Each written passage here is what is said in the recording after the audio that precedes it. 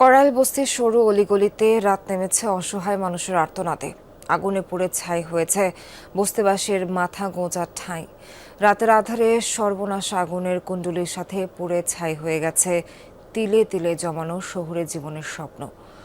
অসহায় মানুষের দীর্ঘশ্বাসে ভরা বিভৎস সে রাতের কথা জানাচ্ছেন সহকর্মী রেদওয়ান আহমেদ। প্রায় ৫ ঘন্টা পর মঙ্গলবার রাত ১০টা ৩৫ নিয়ন্ত্রণে আসে করাইল বস্তির আগুন। ছোট খোপ খোপ ঘরগুলো ততক্ষণে পুড়ে ছাই। আগুন নেভানোর পরও ধোঁয়ায় আচ্ছন্ন চারদিক। এর মধ্যেই দিকবিদিক মানুষের ছোটাছুটি, নিজের শেষ সম্বল খুঁজে ফিরছেন কেউ কেউ।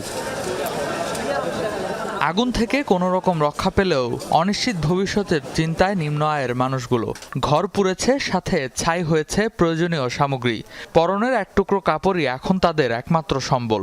জানাল যখন শুই দিছি দেই এই জায়গার মধ্যে আগুন দেখে তো আর আমার হুশ নাই, আমি কইতে পারুম।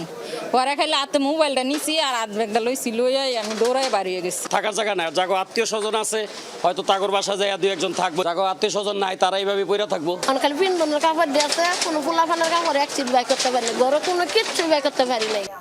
রাতের হিম ঠান্ডায় খোলা আকাশের নিচে তখন শত শত মানুষ। শিশু ও নারীদের কান্নায় ভারী হয়ে ওঠে চারপাশ। নিঃস্ব মানুষগুলোর চোখে তখন দুশ্চিন্তার ছাপ স্পষ্ট।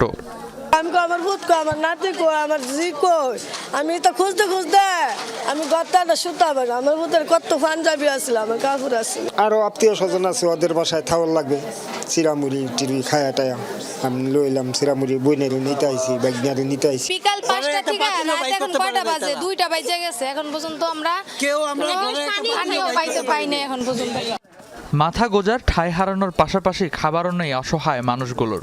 দুর্ঘটনার পরপর ঘটনাস্থল পরিদর্শন করেন উত্তর সিটির প্রশাসক। ক্ষতিগ্রস্ত মানুষের পাশে থাকার আশ্বাস দেন তিনি।